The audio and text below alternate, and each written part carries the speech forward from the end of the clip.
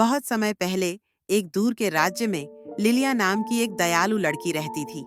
वह जंगल के किनारे एक छोटे से घर में रहती थी और घायल पक्षियों की देखभाल करती थी।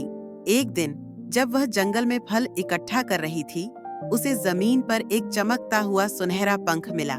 जैसे ही उसने उसे उठाया, एक कोमल आवाज आई, मुझे सुनहरी फेनिक्स को लौटाओ और तुम्हारी सबसे बड़ी इच्छा पूरी होगी।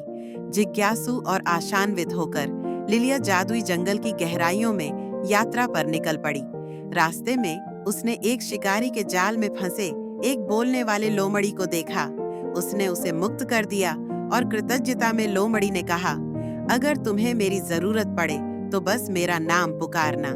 लिलिया अपनी यात्रा जारी रखी और जल्द ही एक उफनती नदी के पास पहुंची, जिसे पार करने का कोई रास्ता नहीं था।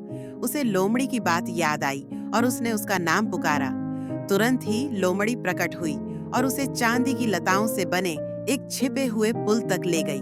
आखिरकार वह एक चमकते हुए पेड़ के ऊपर स्थित फेनिक्स के घोंसले तक पहुंच गई। सुनहरी लपटों से घिरा भव्य पक्षी उस पर कृपापूर्ण दृष्टि डाल रहा था। लिलिया ने पंख वापस कर दिया और फेनिक्स ने कहा, तुम्हारा हृदय शुद्ध है, अपनी इच्छा बताओ। बिना किसी संकोच के लिलिया ने जंगल के सभी जीवों की सुरक्षा की कामना की। फिनिक्स ने अपने पंख फड़फड़ाए और एक गर्म सुनहरी रोशनी पूरे जंगल में फैल गई, जिससे सभी प्राणियों की रक्षा सुनिश्चित हो गई। उसकी निस्वार्थता के इनाम में फिनिक्स ने उसे एक सुनहरा पंख उपहार में दिया, जो उसे सदा खुशहाली और समृद्धि देगा।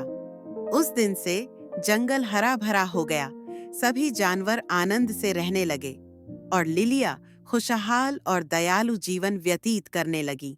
इस तरह जादुई जंगल में हमेशा के लिए शांति बनी रही।